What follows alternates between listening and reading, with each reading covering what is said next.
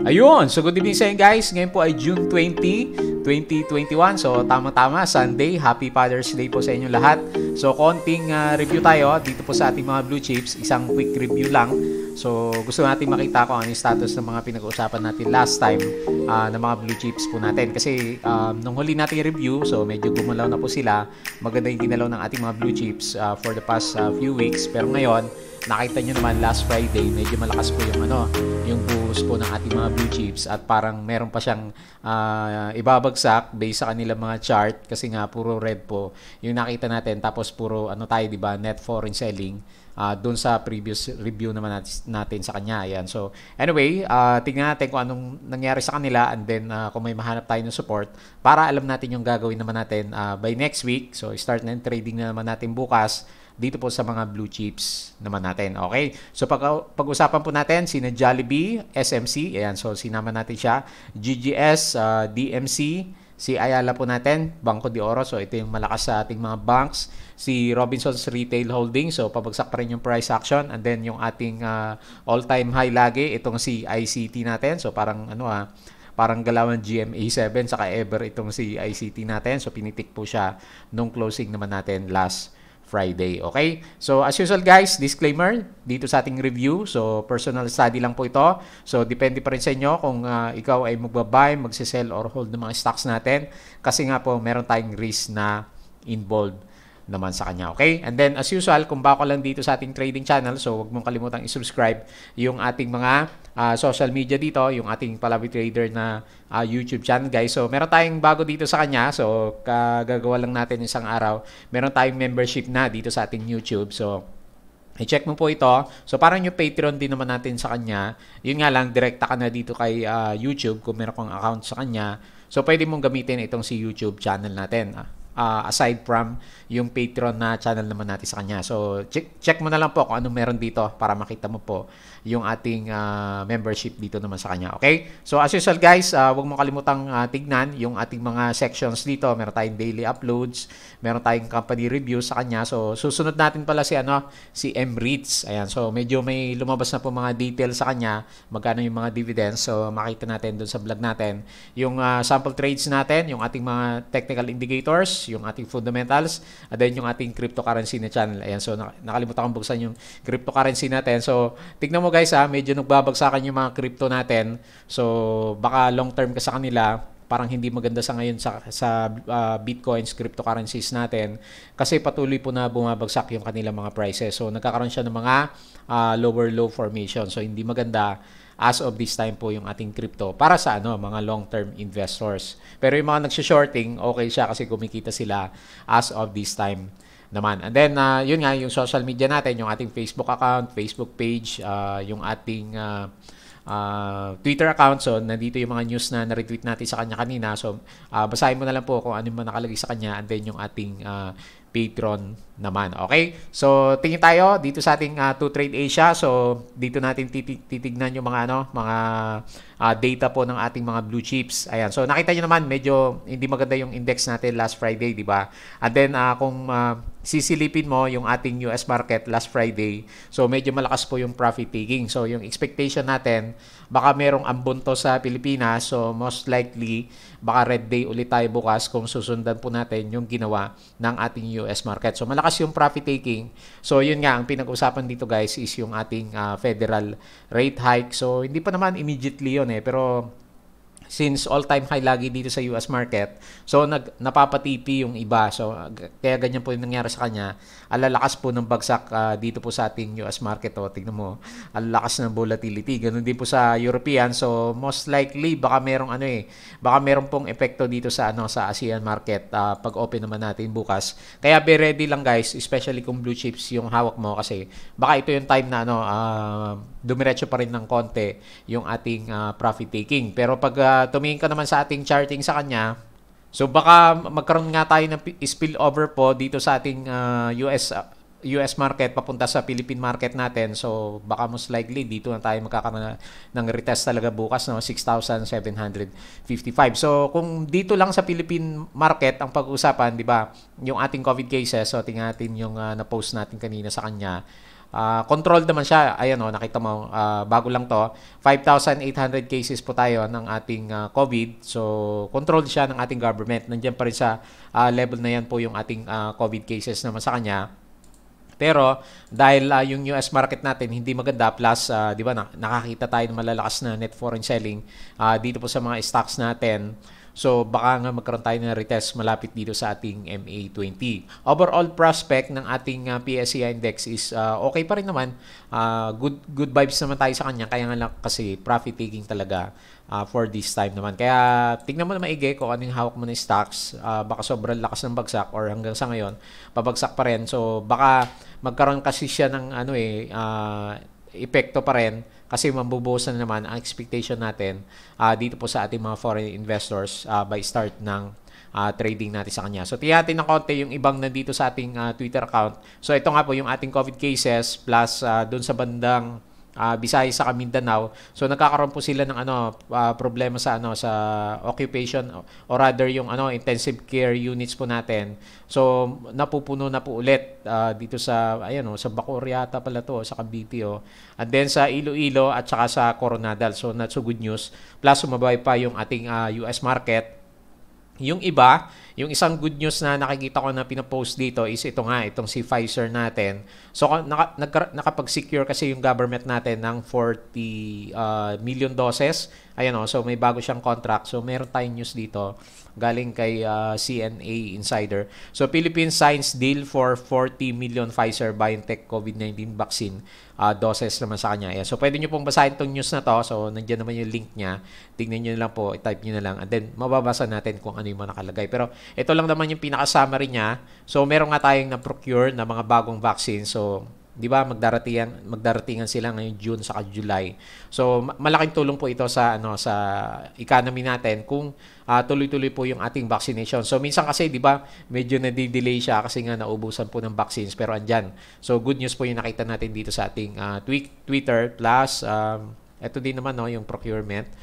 Yun nga, Happy Father's Day. Ayan, so nakahabol tayo. So sana mahabol natin ngayong gabi. Kamusta natin yung ating mga father naman dyan pag hindi natin masyadong nakakausap. Ayan, so anyway, balik tayo sa ating chart sa kanya.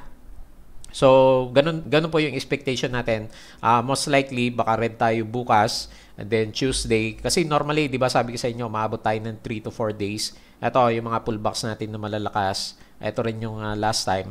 So, inabot siya ng mga 3 to 4 days. So, ganun din yung expectation natin. So, magbabalik din naman siya kasi yung sentiment is hindi naman nagbago dito sa local market. Ang sentiment is doon po sa ating US market naman. Okay? So, tingnan natin yung ating stock. So, tingnan po natin itong si GFC natin.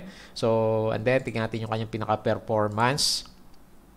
Okay, type natin si Jollibee. Buyers and sellers natin. So, nag-loss siya. Last Friday, negative 0.69%. So, yun nga, profit taking. Plus, medyo malakas kasi yung yung net foreign selling natin, guys. Last Friday, meron siyang net foreign na negative 51.8. So, eto si Mandarin saka si Pep, yung ating main buyer. Ayan si Credit Suisse. So, nagtitipi muna itong si Credit Suisse natin. So, tingnan natin yung kanyang chart. So, medyo bearish yung yung last 3 days candle natin. So, pag medyo bumagsak si Blue Chip Index, asahan mo, parang ganito din yung pwedeng mangyari sa kanya. Malapit din dito sa MA20, yung pinaka-support line natin kay Jollibee po natin. So, hopefully hanggang dito lang siya, malapit sa MA20. Medyo exaggerated na yan pag umabot pa siya dito sa mga 188. Kung wala naman negative news dito kay Jollibee. So, tinitignan ko yung mga disclosures niya last time. So, nag-acquire itong si So, meron siyang disclosure sa ating PSE Edge. So, acquisitions of shares by affiliates. So, di ba dati, nag-take profits din itong si Hyper Dynamic natin sa kanya, yung last na review. Pero ngayon, namimili na naman siya. So, ang dami po niyang shares na binili. Tingnan mo dito. So, ito, ang dami niyang binili. Percent to total outstanding shares is 43.72. And then, yung ating total number of shares held by the subsidiary is ang laki, 484 million shares. At tingnan mo yung mga price na binibili niya, above 200 pesos po itong si Hyper Dynamic Corporation naman natin sa kanya. So, at least meron po tayong support dito sa ating stocks na si Jollibee natin. So medyo nag-profit taking na kasi na-break natin last time yung pinaka main resistance natin at 210. So dati nung nagre-review tayo, so nilalagay ko lang yata around dito sa 200 pesos, pero na-exceed niya yung expectation natin. So yun nga, pag sobrang taas naman na kasi yung mga blue chips natin, nagkakaroon po talaga siya ng ng profit taking. So ito yung dating trend natin sa kanya. Ngayon hanapin natin dito sa baba kasi medyo nag-break na po tayo sa kanya ng support level. So tingnan natin So, drawing ulit tayo dito sa kanyang baba. Ito dapat yung pinaka main channel pero broken na.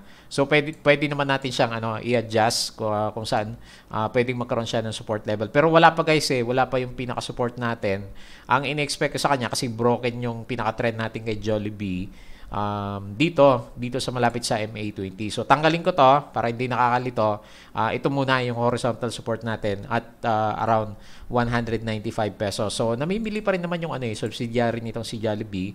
So, bullish pa rin siya. Yung prospect niya is, yun nga, namili siya mga 200 plus, di ba? So, tingnan natin kung for the coming few days, mamimili ulit yung Honeyworth natin naman sa kanya. So, yung RSI natin, nasa above pa naman ng RSI 50, pero yung direction niya kasi pabagsak So, meron tayong selling momentum na nakikita po dito kay Jollibee at yun nga, i-retest po natin yung ating MA20 by next week naman. Ayan. So, ilang araw na rin merong net foreign selling tayo, di ba? Kasi simula nang magkaroon tayo malakas ng profit taking. And then, sumabay na sa sentiment doon po sa ating US market naman. So, medyo paano guys, patipi yung mga kasama natin kasi yung blue line, nag-start na po na mag-crossover dito sa ilalim ng ating red line naman. Ayan. So, kung may hawak kang Jollibee, tingnan mo lang.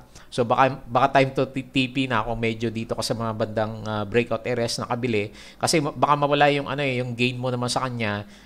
Kasi ang tendency natin mag-retest dito sa support area naman natin sa kanya. Yung mga nakabenta dito sa bandang taas, so sila mag-accumulate dito sa area na to kasi ito yung support level natin. Yun naman yung yung pinaka expectation naman natin sa kanya. Okay po. So next natin si SMC. So nilagay ko itong si SMC kasi medyo matagal na rin nating hindi nare-review. Part din naman ito ng blue chips. Kaya nga lang, hindi masyadong makarangkada itong si SMC po natin. So, okay naman yung earnings niya last first quarter. Nakita ko dito. Umabot siya ng 1,471%. So, ang laki, di ba? Pero yung ginalaw niya, simula nang lumabas yung earnings data natin sa kanya, hindi maganda. So, konting-konti lang. And then ngayon, puro profit taking pa at parang may sell-off pa last Friday. So, tingnan natin sa 5-minute chart. Nagkaroon siya ng gap down. So, nagkaroon pa siya ng sell down. So, ngayon, kung bukas, medyo pangit pa rin sentiment ng market. So, maghahanap pa rin tayo ng support. Wala pa rin yung established na support. Itong si SMC natin. So, ang pinaka-support siguro natin, nasa 112. Pero kasi lower high na naman yata to, no? So not so good para sa business nitong si SMC natin. So hindi natuloy yung pagiging matagal niya dito sa bandang taas. Okay na sana last time kasi nagkaroon tayo na rebound dito sa may RSI 50 pero ngayon pabagsak na naman siya. So kung trader ka, as of this time parang hindi magandang pasukin itong si SMC natin kasi palaki yung palaki yung foreign volume naman natin sa kanya. So meron siyang mga news na nilalabas last time. So, meron siyang yung ating SMC, yung ating airport dyan sa may bandang Bulacan. So, magkakaroon po siya ng project to break ground within the next 60 days. So, mag-umpisa na po yata itong project po nitong si SMC. So, actually, kung medyo maganda yung market natin, tapos yung mga flight siguro maganda, very good to sa portfolio nitong si SMC. Pero siguro nakakita ng karamihan ng investors, gagastos siya dito. Plus hindi pa naman okay yung yung pandemic natin, 'di ba? Plus yun nga si Philippine Airlines natin nababankrupt na, 'di ba? Si Cebu medyo nahihirapan din siya sa kanyang business. So, and then magtatayo pa itong si San Miguel Corporation natin. So, eto naman magi-start pa lang naman siya ng pagtatayo ng airport. So, hindi pa naman mag-operate. Yun nga lang siguro nakakita ng karamihan sa investor sa kanya, gagastos siya. So, laki niya, no? 735 billion in time na walang masyadong demand dito sa ating mga airlines. Pero hopefully, pag okay na yung vaccinations natin, babalik din naman yung sentiment nila. Kasi fundamental-wise, malaking tulong ito para kay San Miguel Corporation naman natin. So, tingnan natin yung pinaka-chart natin. Nasaan ba yung pinaka-trend niya? Parang ito. Meron siyang downward or rather descending triangle formation. So, medyo bearish po yung outlook in the short term para dito kay San Miguel Corporation. So, medyo malaki din pala yung tingnan natin yung ilang percent yung drop nitong si San Miguel Corporation. Nag-drop po siya ng negative 2.07%. Ayan. So medyo malaki po yung yung drop niya. Si Wealth saka si Papa Securities yung yung ating buyers, ang sellers natin is foreigner. Ayan, no. Ang laki. So 6 days na pa lang net foreign selling itong si SMC.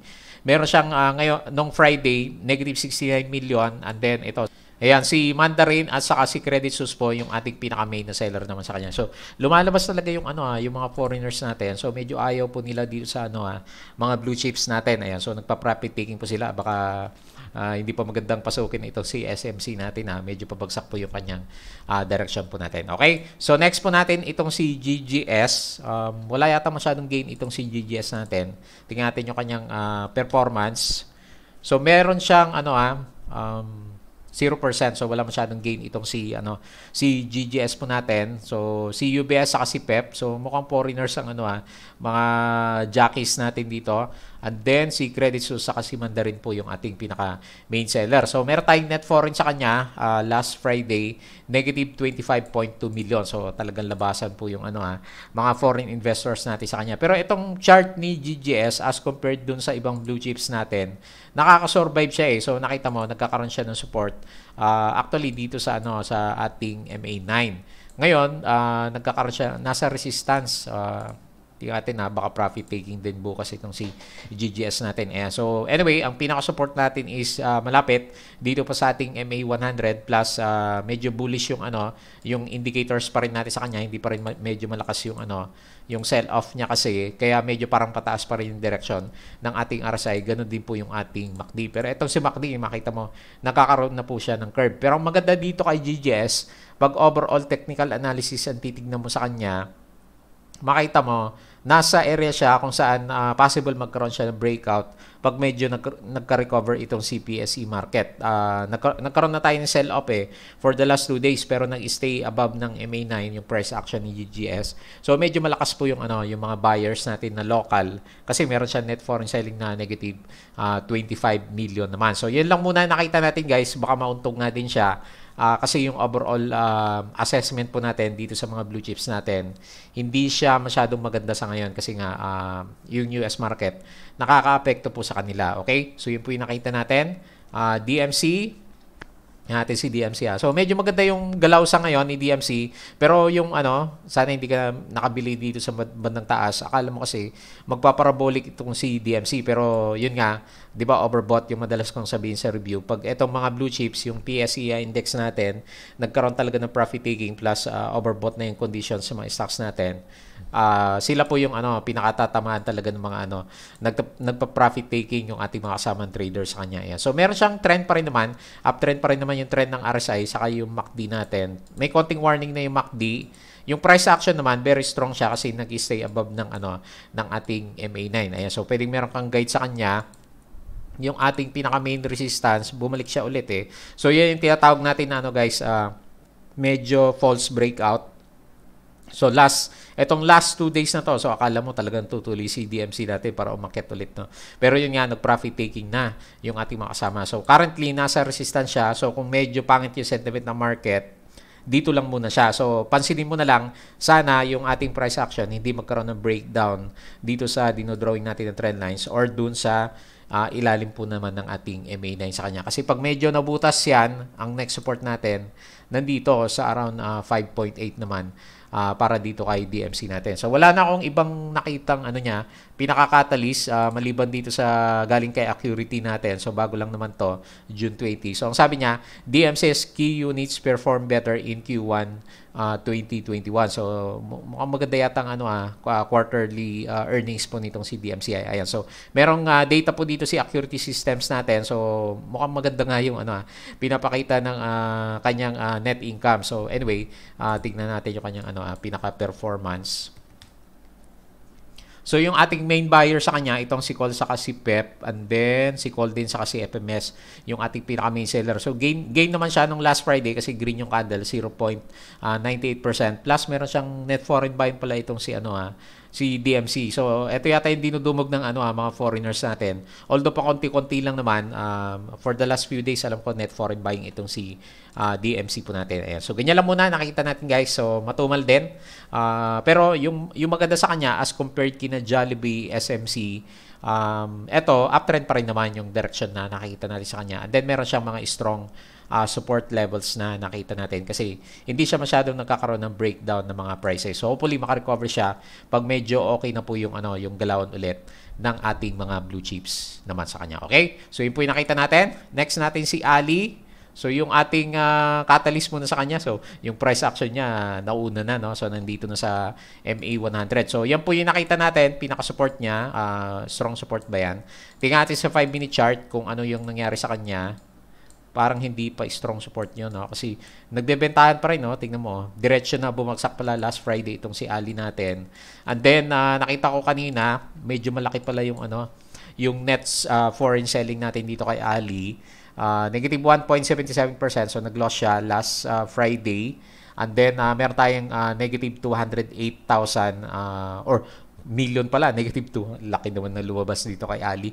Negative 208.008 million. So, laki pala. So, baka may sell down pa dito kay Ayala po natin. So, si Maybank saka si UBS yung sumalo. Pero si Maybank at saka si Mandarin yung main seller natin. Ayan. So, malalakas na sellers itong si Ito, napapansin natin lagi, malakas na seller itong si Mandarin naman natin sa kanya. Okay? So, hindi maganda. Yung nakita natin, baka butasin pa natin yung MA100. So, kung sakaling butasin niya yan, guys, dito tayo titingin ng support medyo mababa, no? 35.14 and then, syempre, pinakamataas yung current resistance natin or major resistance naman sa kanya. So, broken na yung ascending trend lines natin sa kanya last time. Puro profit taking yung mga kasama natin na trader sa kanya. Ayan. Anyway, ganyan po yung nakita natin. Naghanap pa rin po ng support. Wala pang support, guys. So, kung naghanap ka ng entry, wala pa tayong makita sa kanya kasi pabagsak po yung price action. So, tapos na yung cycle niya. Nakita mo naman yung RSI is broken. So, maghahanap din po ng support yung ating pinaka-RSI. Hopefully, dito sa makakita tayo ng rebound dito sa RSI 50. So, pwede mag-drop siya, pero pag nag-recover siya, dapat makita natin, mag-stay siya above ng RSI 50. Pero parang i-break niya din eh. Tapos makita mo yung ating pinaka-MACD sa kanya, nag-start na pong bumagsak itong si Ayala naman natin. So, wala yata magandang prospect dito sa mga blue chips na nire-review natin. So, ang pinaka-catalyst naman, last time nitong si Ali natin, meron siyang share swap agreement dito kay Ayala, A-REITs pala, and then itong si Ayala natin. So, sabi niya kay Business World natin, Ayala Land swaps properties for shares in A-REITs naman natin. Ayan. So, meron silang deal dito.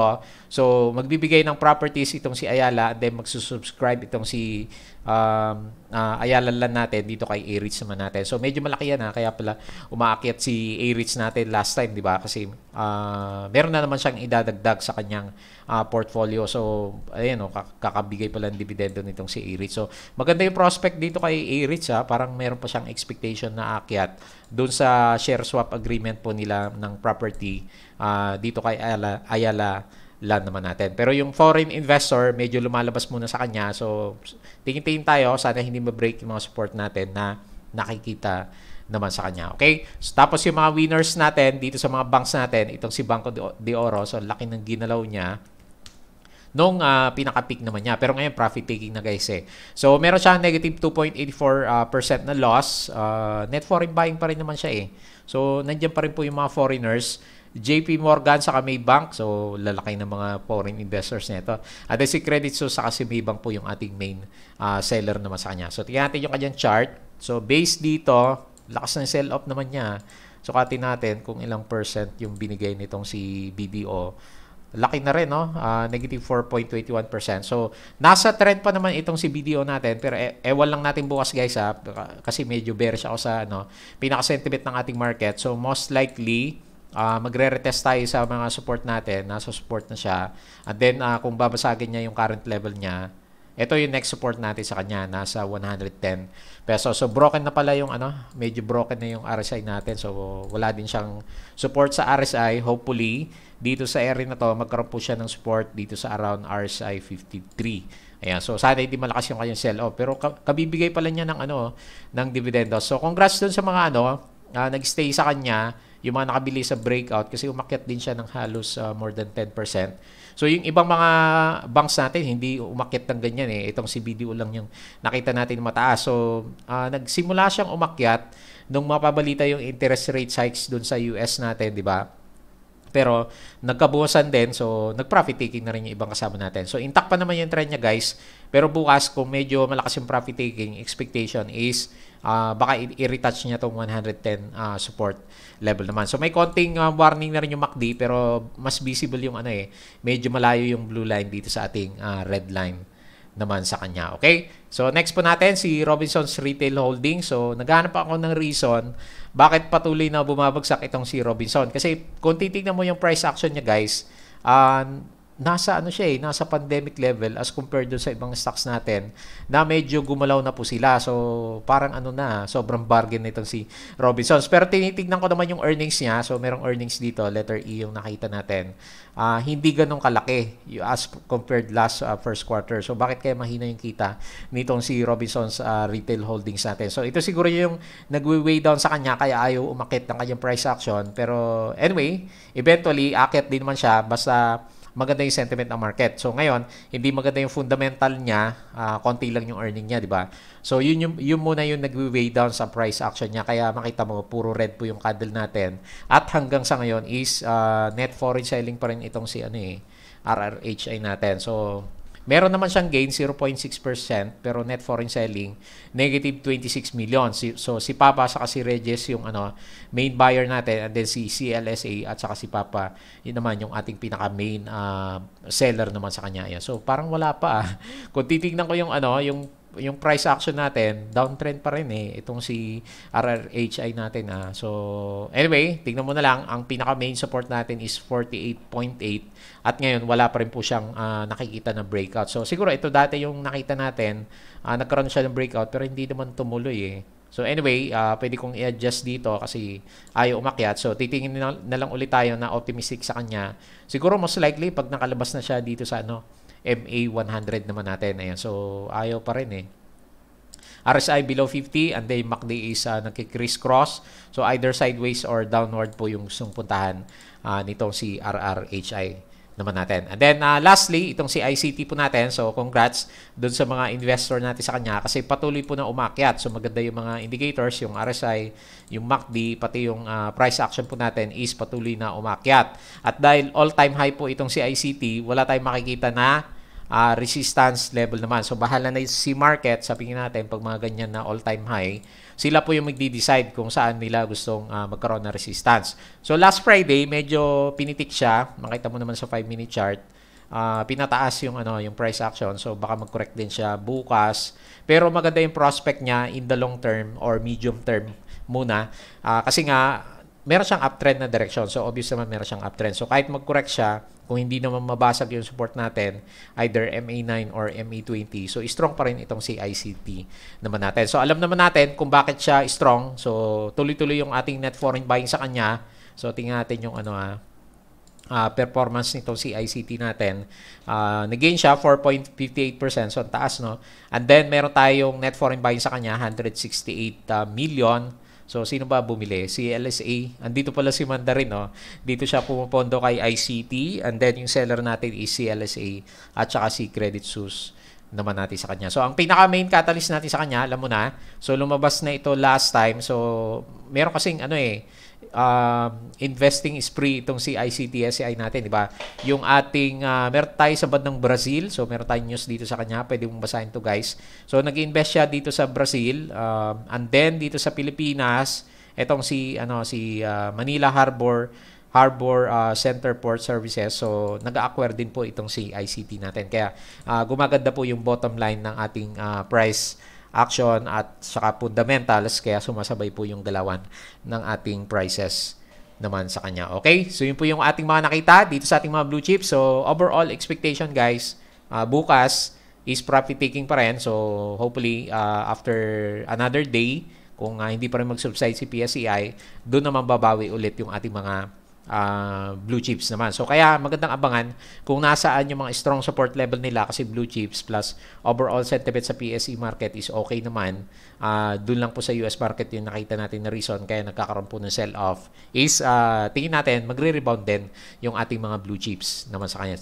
Tsaka pag pumasok ka kasi sa blue chips for this time, kung hindi ka nakabili dito sa mga breakout area, medyo hawakan mo na matagal kasi nga medyo mabagal naman talaga yung galaw nila, and then sumasabay lang talaga sila sa sentiment overall po ng ating market naman. So kung maganda yung sentiment sa Philippine market, akit talaga yung ating mga blue chips. So sabay-sabay sila, di ba? So halos pare-parehas yung kanilang direction, maliban na lang doon sa mga malakas na nakita natin, sina DMC, GGS, si ICT natin, kasi hanggang sa ngayon meron silang uptrend direction po ng kanilang mga charts naman natin. Okay, so sana bukas mag-subside na yung selling natin or ma-shake out na yung mga weak holders natin para makarecover na po yung ating TSEI market naman. Okay po, so yun lang. Maraming salamat ulit sa inyong panunood at pakikinig. So huwag niyong kalimutan guys yung ating mga social media, yung ating YouTube channel. So meron tayong nilagay na bagong join or membership dito sa ating YouTube. So i-check mo na lang yung ating Twitter account. So follow mo lang ako guys. Ganun din po sa ating social media, sa ating Palaboy Trader na Facebook account. Happy Father's Day po. Yung ating Facebook page, yung ating Patreon, and then yung ating promo. So tignan mo muna pagkatapos ng ating video. So ilalabas natin siya. So tuloy pa rin guys ha. So June 28 matatapos yung yung ating Palaboy Trader na yung with 2 Trade Asia, kung saan pwede kang magkaroon ng cash prize sa kanya na 10,000 yung mabubunot po natin. Ayan, so tignan nyo na lang po yung video natin dito sa end ng ating vlog naman sa kanya. Okay po, so yun lang. Maraming salamat sa inyong panonood at pakikinig. Happy Father's Day po. Ayun, so bago natin pagpatuloy ang discussions natin guys, so gusto ko lang ibahagi sa inyo yung promo po nitong si 2 Trade Asia natin. So nakita nyo naman, siya yung madalas kong ginagamit dito po sa ating mga charting, sa ating mga review. So medyo kabisado mo na kung paano naman siya gamitin. Ngayon, kung meron ka ng existing na brokerage company, and then medyo ayaw mo sa kanya, kung medyo naglalag minsan sa kanya, pwede mo pong itry itong si 2 Trade Asia natin. So pwede kang magpa-transfer ng yung account, and then ang promo period natin is from May 28 until June 28, 2021. So maximum is 5 stocks yung pwede mong ilipat sa kanya. So wala siyang transfer fee. So libre po siya. And then meron siyang binigay na promo sa atin. So ito kasi si 2 Trade Asia Prime. Prime kasi yung ginagamit natin eh. Ang minimum deposit sa kanya is nasa 10K na lang. So pag ginamit mo kasi ito or nag-apply ka sa kanya is nasa 25K. So meron na siyang discount. So pwede mo nang gamitin yung kanyang platform. So kaiba to sa normal na platform brokerage natin. So may mga conditional settings kasi to na wala doon sa mga normal na brokers natin. Pwede kang mag-set ng stop loss sa kanya, and then hayaan mo na lang yung system nila na siya na yung mag-trigger pag medyo nahihit yung mga stop loss mo or yung mga buying conditions mo naman sa kanya. So yun yung mga special features ng ating 2 Trade Asia Prime. So yun nga, valid siya until May 28 until June 28 2021. So, bukod doon, kung kasama ka po doon sa 100 applicants na lilipat dito sa ating 2 Trade Asia, so first 100 applicants can get the chance to win 10,000 pesos. Yan. So, pwede kang kumita dito sa pagpapalit ng yung brokerage account with a reference code of Palaboy Trader naman. So, paano mo siya gagawin? So, meron tayong procedure sa kanya. So, how to transfer stocks from my other broker. So, contact mo muna yung existing na broker mo, and then meron kang form na pipil upan sa kanila para malipat mo yung account mo dito sa ating 2 Trade Asia, and then i-email mo yung copy dito sa ating customer care at 2tradeasia.com. So, wag mong kalimutang ilalagay yung referral code natin is Palaboy Trader para masama ka dito sa ating promotional period na to, kasi meron nga siyang cash prize pag nabunot po yung pangalan mo naman. So by June 28, malalaman natin kung sino yung nanalo dito sa ating promo. I-announce po natin dito naman sa ating regular vlog naman sa kanya para malaman mo kung ikaw yung napasama doon sa first 100 applicants na swinerte sa kanyang promo period. Okay, so ano pang inantay nyo? Subukan natin ang ating 2 Trade Asia platform naman.